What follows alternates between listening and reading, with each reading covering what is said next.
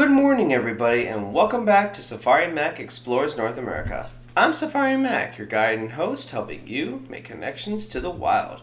Well, ladies and gentlemen, I can tell you what, not only am I breathing a huge sigh of relief as we finish up part 2 of the western diamondback rattlesnake, or known as Crotalus atrox, but I can also say with a big sigh of relief that after today, we'll be leaving the southwestern region and the state of Nevada and heading out to the Pacific coast where we can have a little change of pace and maybe a little change in the humidity, because I don't know about you, but I've been sweating my butt out. But where specifically are we going? Stay tuned at the end of today's episode for not only the reveal of the next animal, but the special location that we'll be going to.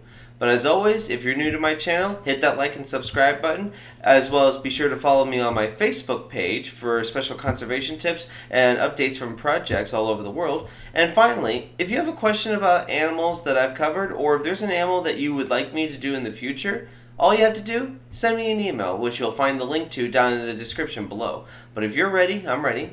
Let's continue with the wild things. For starters, let's talk about its most characteristic feature, the rattle itself.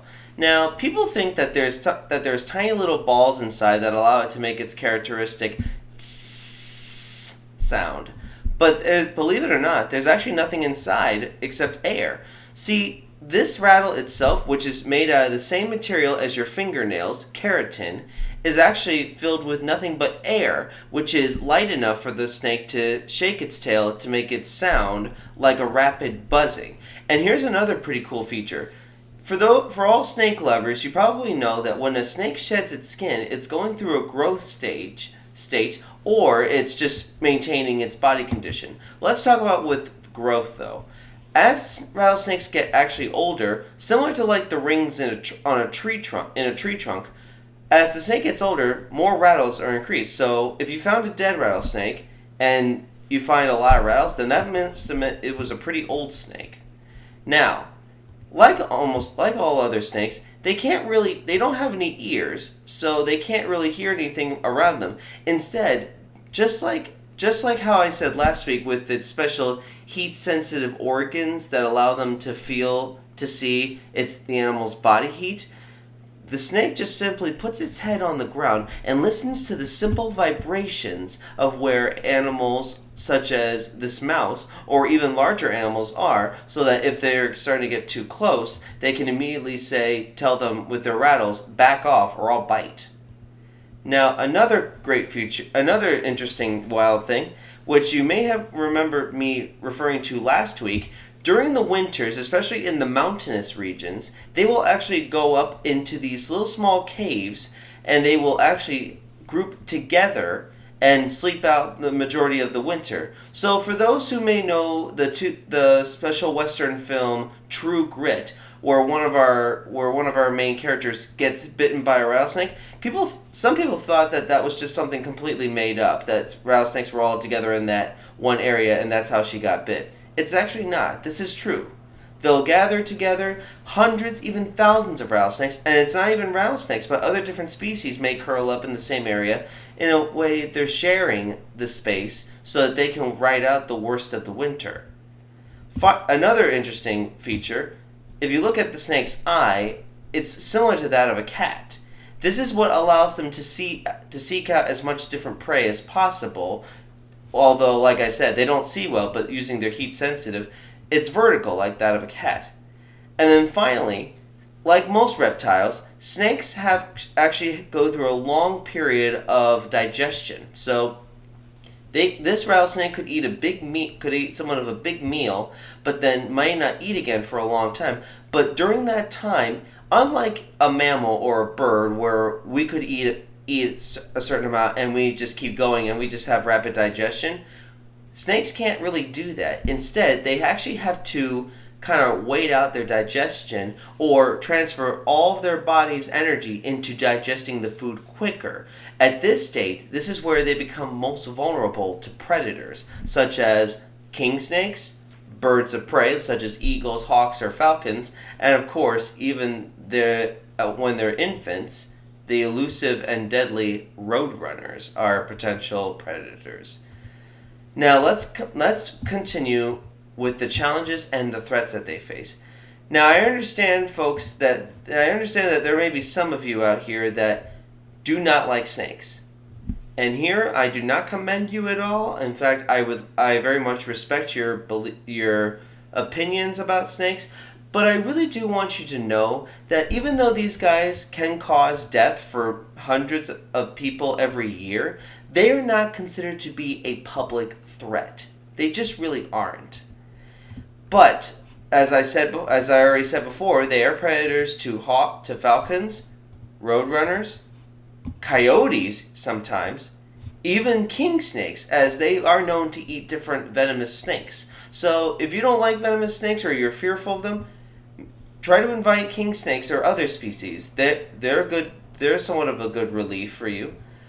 But unfortunately, habitat in other parts of the country that isn't the desert region right now, habitat loss is one of their most primary causes for concern, as they are not endangered, but really we need to treat them with a little bit better respect. In fact,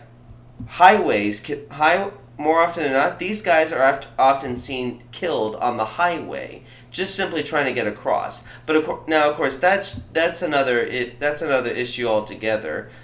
As always, as we continue to move through habitat and expand our realm, it leaves a little less space for these animals, and it leaves them with a lot more challenges of how to get around or how to coexist with us.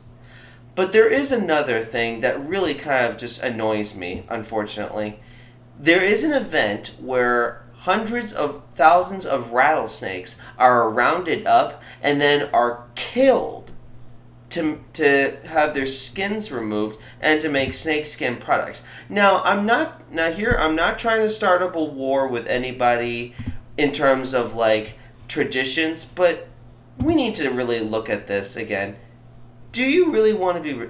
Who really would want to kill a bunch of animals? Whether there's something that we love so much or something that we don't really like so much. Like, let's say, for those that we love, let's say if it was like a cheetah or an other animal that we love, as well as the animals that we hate, like snakes. Why would you kill these animals just for their skins alone?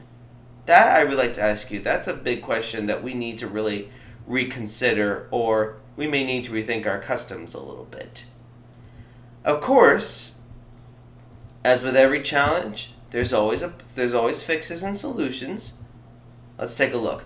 Now, it's important to remember, as I've already said, these guys, even though that they can kill you with a bite of their venom, if you don't get to the hospital in time, they are not a public threat. I really, really, really want to stress this, that they are not the biggest public threat that we should be considering ourselves with. And of course, if you're not hearing that rattle, then something's obviously not right. But that rattle, it's really just meant to scare you, as in to just back away from the snake, because he doesn't want to bite you. He really does not want to bite you at all. He'd rather try to get away from you as quickly as he can. The bite is really the last resort solution. So just keep your distance, but there's other ways that we can learn to coexist with these animals, especially if you don't want to have these guys living in your backyard. Though, honestly, if you have a rodent problem, I'm sure that this would scare the rodents into submission. But there are ways that you can do it. If you're fearful that there might be a rattlesnake hiding, and if you have pets or loved ones, call and have a regular pest control person come out and just inspect your area, make sure that you're all good to go. Do not try to attempt it yourself. You might just end up going to the hospital. Another way, keep your yard clean. Just if you don't want to make a backyard habitat, that's okay. Just keep your yard maintained, and this eliminates potential hiding spots for rattlesnakes. Finally, if you need one, get a snake fence, and just be sure you're installing it properly so that they can't squeeze their way in. With all this, we can learn to respect these animals in a bit of a more safer alternative way. Well, ladies and gentlemen, be sure to join me next weekend on the coast of San Diego, California, as we meet the brown pelican. But until next week, this is Safari Mack. I'll see you out there.